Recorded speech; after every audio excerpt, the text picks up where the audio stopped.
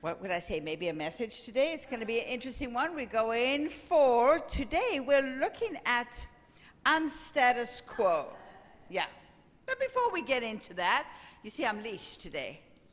So I'm going to be a good girl. I'm going to stand right here. I'm leashed. I just also want to welcome everybody that's new here and new online. You know, your presence is really important to us. And I think I can honestly say I can see Cass. I can see Cass right through there. Wave, everybody. Let's wave to Cass. There we go. And, of course, everybody else. Sure, Reverend Kathy is there and a whole bunch of other people. Anyway, we just love you, even though you're not here right now. I want to say a special thank you to Carrie. Oh, aren't they beautiful? They are. Thank you so much for that beauty. All right. And, of course, you know, before we get down into the nitty-gritty of everything we're going to talk about today, I've got to have a little bit of humor in here every day, you know. So this one is Frank and Cynthia were working on a building site. And Frank says, I need a day off. I'm going to pretend I've gone mad. He then climbs up to the rafters, hangs upside down from them and shouts, I'm a light bulb, I'm a light bulb. While Cynthia looks on in amazement. The foreman arrives at the scene and shouts, Frank, go home, you've gone mad. As Frank packs up his kit, the foreman sees Cynthia packing up her toolkit as well. And the foreman says, Cynthia, where do you think you're going? She goes, I'm going home. I can't work in the dark. Yes, absolutely. Well, yes, this month is unstatus quo. That's quite a topic, especially seeing as we're in a year of rise up. So it's that moving. I love the clean up your side of the street because really, truly, that's all we can take care of is our side of the street and to know. But we're talking about this unstatus quo in a manner of speaking where we should get the boat rocking, right? Isn't that what we feel? Oh, it's status quo. We got to rock the boat and get things moving. Folks, if you haven't looked around lately, the boat is rocking. The boat is rocking, it's a rocking, it's a rocking. So when I looked at this topic of unstatus quo, I actually thought more of what we need to do is bring it back to a balance. Balance is, for me, the key in all of this. The boat is rocking, let's bring it back to balance. Now, don't think that balance has to be a meeting in the middle. Not necessarily. Not necessarily. Although in our logical minds we go, well, if it's going to balance, it's got to balance on the middle. No, actually, a balance can come in a different area, and it can also shift depending on the situation, the being, and the person that is consistently within all of this is you. It's you. So you're going to be working on your balance in all of this. What is yours to clean up? What is yours to do? What is yours to shift? What is your growth? Where is it in you that the balance is going to come from? Because we ultimately know the only thing we can do, the only person we can change is us. Now, I'm not saying don't go pick it. Go pick it. If that works for you and that's part of your balance to get your voice heard and known, you got to go do that. If you're going to pick up a phone and call about the atrocities that are going on right now with them shooting dogs to euthanize them because there's money to be gained from every dog shot that's not licensed, call. And if you need any more information about that, come and see me. All right? Yes, this is actually going on in our county right here, right now. So, balance. Whew. The boat is rocking already, so balance.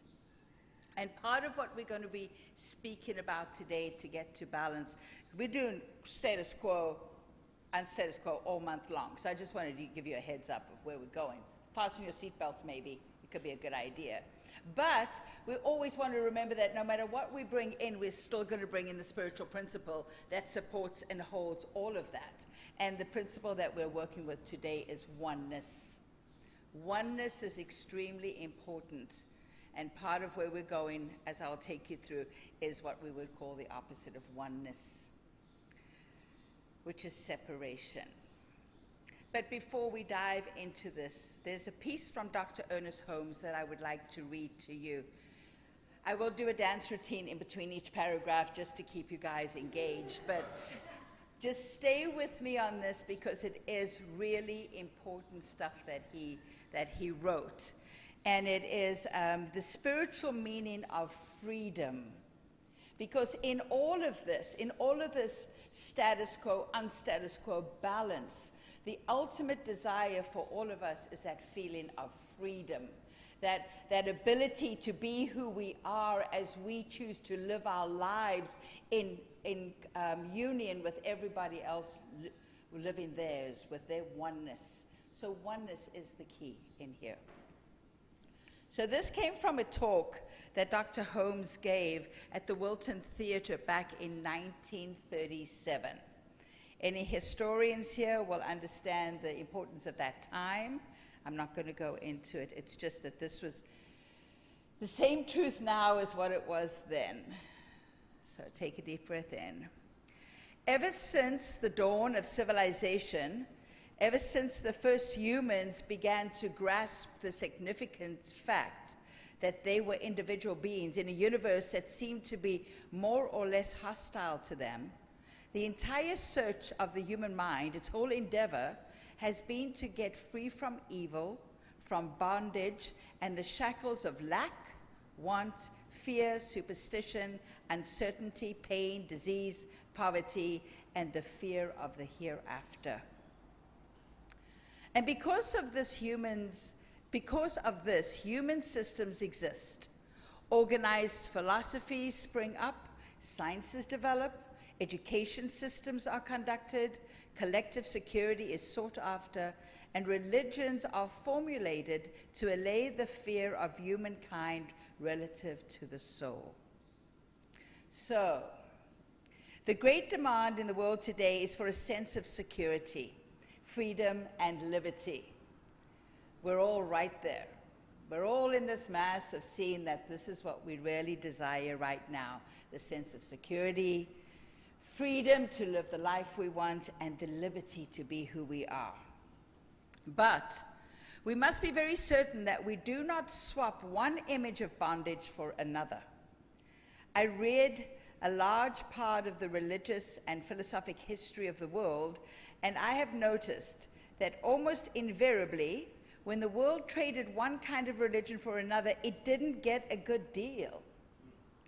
The Pilgrim Fathers who came to the shores of New England came to worship God in their own way. But the moment they got there, everybody in the colony worshiped God in the way that the strong-minded members of the colony decided was the way to worship God. That was not freedom. That was just a shift from one bondage to another. You know, at any time, if you find that your mind is wandering because you're relating this to anything that you might be hearing or seeing today, let it wander. I'll bring you back. I promise. There is a dance routine going to come by any second now. All right. Even in our newer religions of the last 75 or 100 years, very frequently we meet people who say they have found the truth. And then, unfortunately, a large majority of them disclose that they merely have found an idea they liked and called it the truth because they were egotistical, self-conscious, self-righteous people with an attitude of condemnation towards others. That is not the truth. In studying one system of thought after another that has transpired in the last 7,000 years of human history, I have noted how extremely difficult it is for the human mind to conceive liberty without license, without egotism. And we can only give birth to freedom when we have conceived liberty. Conceived liberty. what does liberty mean to each and every one of you? Because I think as individual as we all are, liberty, as with abundance, as with bondage, as with lack, as with anything, has its own personality in you. It comes to you in your own way. Sure, we can have this idea of what liberty is for us as a unit, as a united culture, but it still comes from each individual person knowing their own liberty, what it means to them, first and foremost. So true freedom, true liberty, has something cosmic behind it. If the time has come that modern science has proved that we cannot move a piece of paper without changing the balance of the entire physical universe, if we have to come to the place where we know that the stuff of which our physical bodies are made is the same stuff of which the planets are made, if we have come to the place where such a profound unity is maintained that physicists believe there is no such thing as disunity in the physical world, then we can easily see what the great spiritual leaders of the ages meant when they told us of that greater unity in which we all live and move and have our being, and that the idea of freedom itself is tied up with the true concept of the unity of good. Ooh. If we can just wrap our heads around that we are all part of this one whole, but not the same. You know, we're individualized expressions, but we are all still part of it. We had this example I used on Thursday.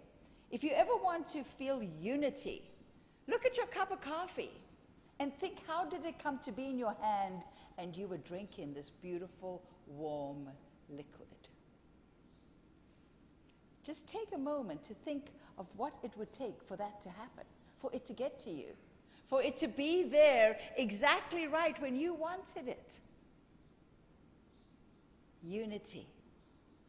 Unity is what's making that happen. Us moving together as one, being in the one with the one at every minute. But we don't feel that. We feel like separate entities having our way and our struggles in the world. So he goes on to say, if our nature is one, if God is one, and we know that God must be one, for the universe cannot be divided against itself, then we're all tied to an indivisible unity. We shall have to get back to this unity to find the meaning of freedom. Nothing in any part of this cosmic whole could be considered freedom that would destroy the liberty of some other part of it. Oh, I've got to say that one again. Nothing in any part of this cosmic whole could be considered freedom that would destroy the liberty of some other part of it.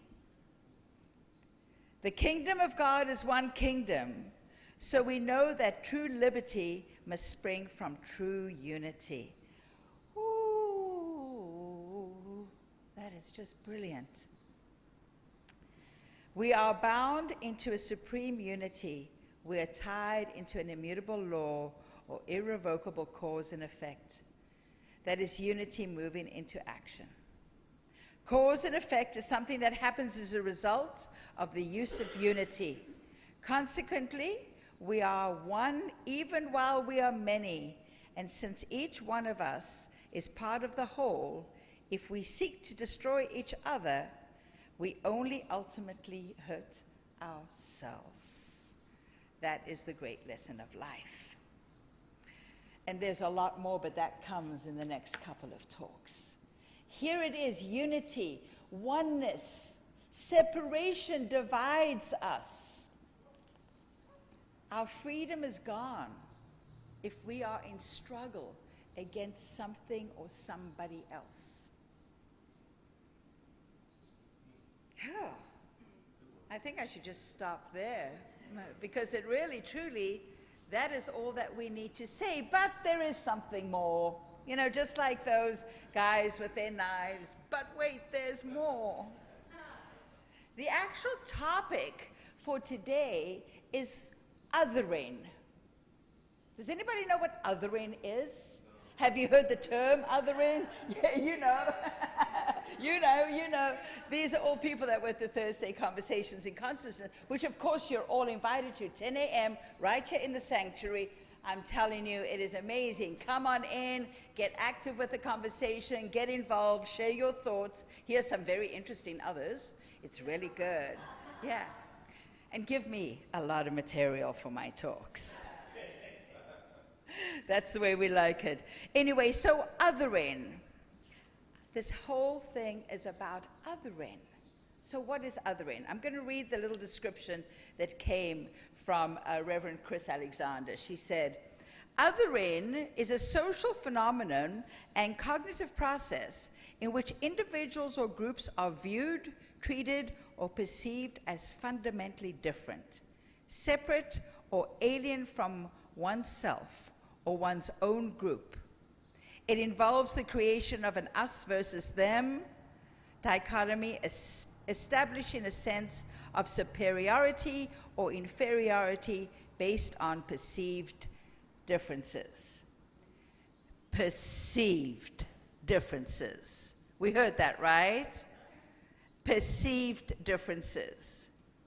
Because in actuality, when we look at things, even in the middle of a discourse, as one of my other friends shared with me, even in the middle of the hugest discourse of two people coming from the 6 and the 9 sides of a discussion that can't possibly get into an agreement, that can't possibly see eye to eye, if they stopped for 1 minute and said, what is the value I want and appreciate from this discussion or from this thing that we're talking about?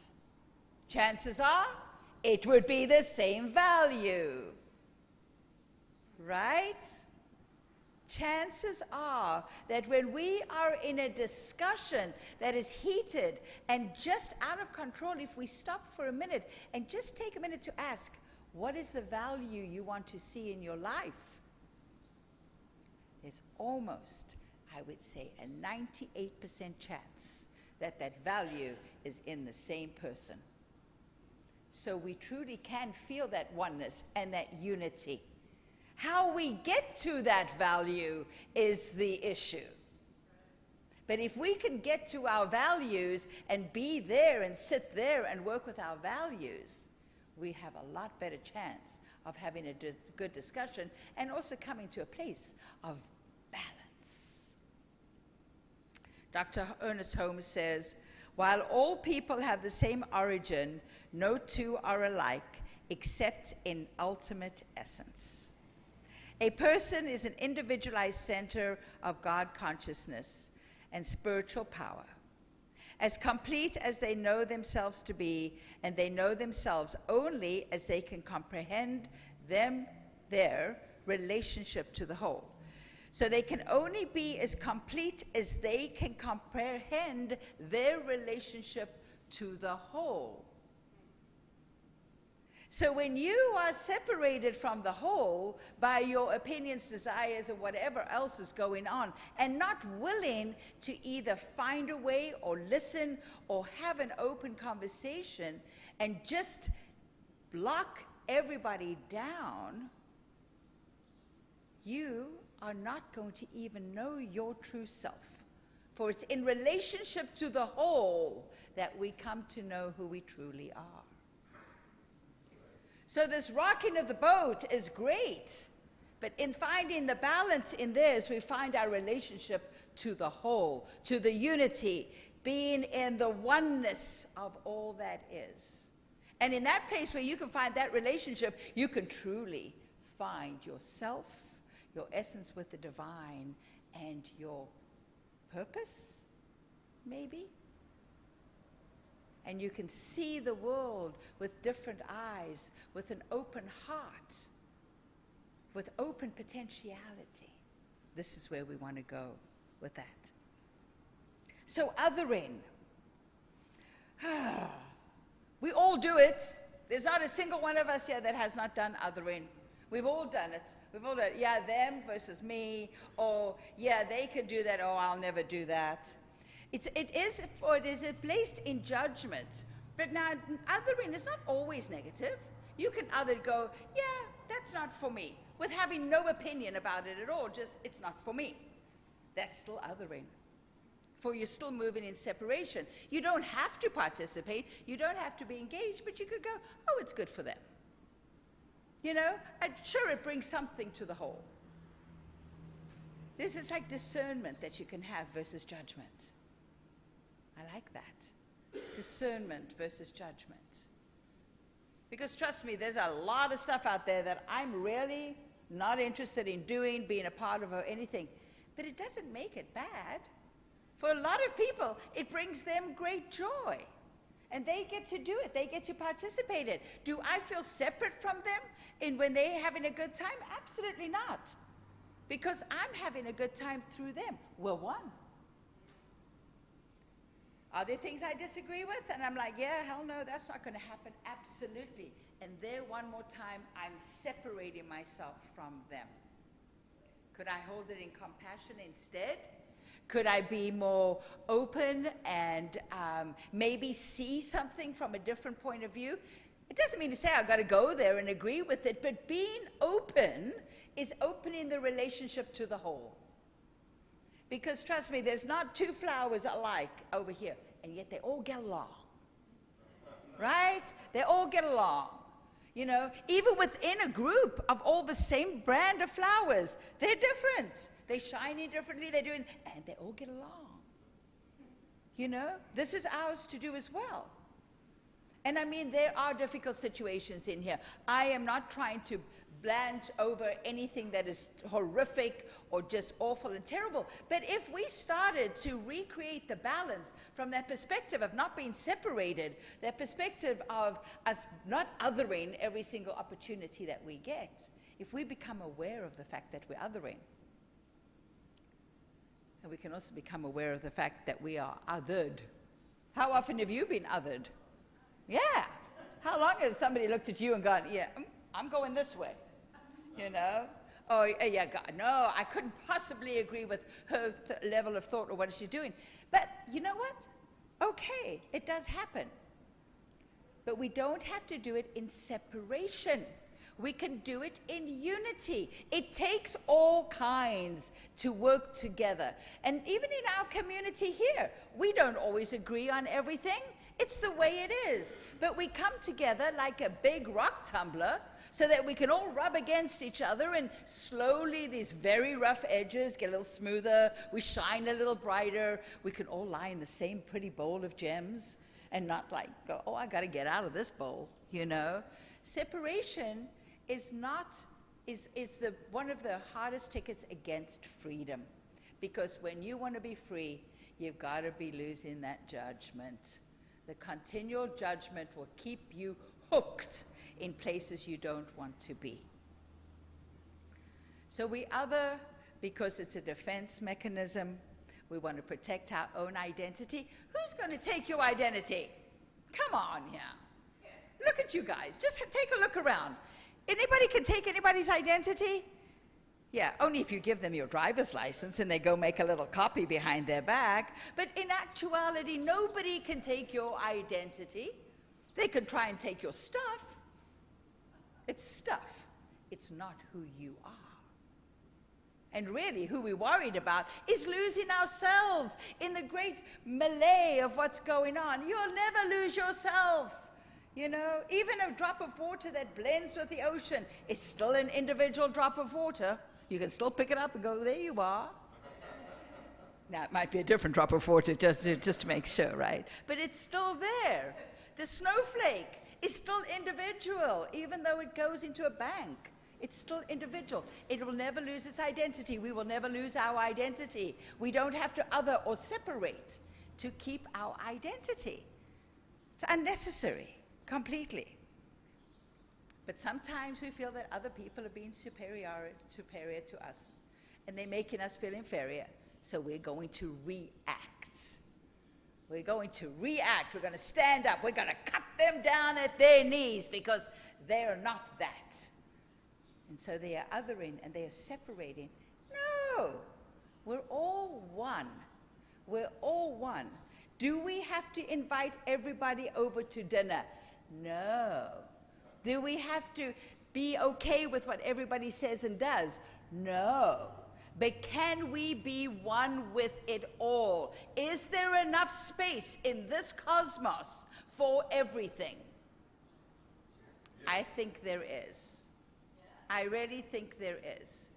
And I'm not saying that any of this is easy. We've all gone through some terrible times where this would not, it's not going to land. It's not going to land for you. It's going to make you feel even a little bit more separated, because it will sound like your experience is being diminished, and it is not. It's just a call to a higher way that we can work towards and to be and to know. Don't ever think, please don't ever think that when I speak firmly about stuff like this, that your personal experiences that you've gone through in this othering and feeling situation is being diminished, because that is not the truth at all. We're human beings, we will feel these, and we also have the call to see and feel and move through them to a higher experience for our own selves. So you're never being diminished. Please don't ever think that what you went through is less now because of something I said. It's not the truth. It is yours. It is your life. It is your experience. And you hold it close, and we hold them close for you too. And then I do a dance routine. No. So just know that this is all part of the whole big experience of who we are. And so how do we overcome this othering? What are the ways that we can do this? The most important thing is to bring our awareness to when we're doing it or when it's being done to us. We add empathy to our pot. We add the willingness to challenge and question our own biases and our own assumptions. That's a word. Ooh, that word assumption. With no evidence, we can come up with some severe and some really damaging stuff along the way. We always want to recognize, too, that regardless of what is happening, we have a shared humanity. Really? With all those sucky people out there, I still got to share my humanity with them? Yes, you do. We have a shared humanity and an interconnectedness between all of us, regardless of our differences, our difficulties, our struggles, and our perceptions. I don't have to say that again because you all know it.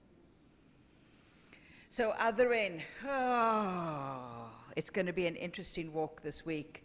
So from Dr. Holmes, God is life, not some life, but all life. God is action, not some action, but all action. God is power, not some power, but all power.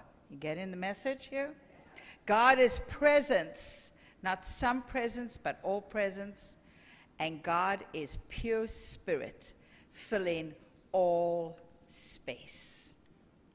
So the invitation this week is to be aware of where you may be othering.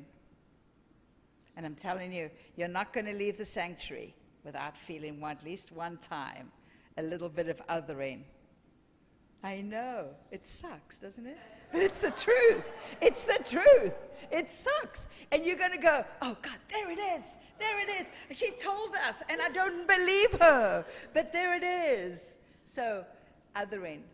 Don't be too hard on yourself, because your awareness of it is the most important thing. You want to see how you feel and how you respond to it, and also to being othered. Because there's a balance in there. It's going to happen too. How do you feel when people pull away from you, or you feel separated because you don't want they don't think that you belong. They don't think that you belong, but you belong to the whole, the one, the unity. You always do. And then when you go through this, you want to move into the understanding of wholeness and oneness, because that's what's going to hold you up. That's what's going to support you. That's what's going to be the springboard into that next feeling tone of, yes, we truly are all one, especially when it comes to my coffee. So I just want to complete today with a little message about this from Mark Nepo. He says, we must be open ourselves to the even deeper truth that everything you and I and people we mistrust, and even the things we fear, everything at heart follows the same beat of life, pulsing beneath all the distractions and preferences we can create. Man, those are powerful words. Even if we can just eat one of those words and understand that completely, we're on our way. Once divided from the common beat of life, we are cut off from the abundance and strength of life, the way an organ cut out of a body can die. So to find peace, to live peace, we need to keep restoring our original oneness. We need to experience that ancient and central beat which we share with everything that exists. In feeling this common beat, we begin to swell again with the common strength of everything alive. I took a trip up to Volcano yesterday, specifically to feel that beat again as strongly as you can. Ooh, it is magnificent when you do. So if you need to feel that beat, lean in. He goes on, to be certain, sharing a common beat does not mean that everything is the same, for things are infinite in how they differ. And faced with the richness of life, we can't value everything the same. But when we believe that only what we want holds the gold, then we find ourselves easily depressed by what we lack. Then we are pained by what we perceive as the differences between here and there, between what we have and what we need. And in turn, and then to what they have, what we don't, or what they are and what they are not. And so it is. All right, let's take this to prayer. Oh, so we just take a moment to breathe in right here, right now, to recognize the fullness of this moment, to recognize the unity of all that is within this moment, to recognize the oneness of all those that are here right now. I know for each one of us, as we feel the beat of our heart and the breath that we breathe, that we understand this feeling of oneness, knowing that we all breathe the same breath, and that the beat of the heart comes from the same source. But this is the intellectual understanding. What we must do is allow it to drop from the head into the heart, to embodied in all that we are, all that we say, all we do, all we feel, and all that we experience. For it is this way that we can walk through the world engaged, we can walk through the world in wonderment, we can walk through the world discerning the beauty and the wonderment in everybody, for it is all already there. So I know for each one of us as we walk our week, that these are the things that will rise up in front of us. These are the experiences we have. These are the experiences that we'll be able to discern, that even if they appear to be othering or othered, that in truth, we are still all one, and we can find the way through it. So I call it good. And I just release this prayer knowing that it is done, knowing that Spirit is going, I am truly on board for this journey. And we can claim it by saying, and so it is. All right, thank you.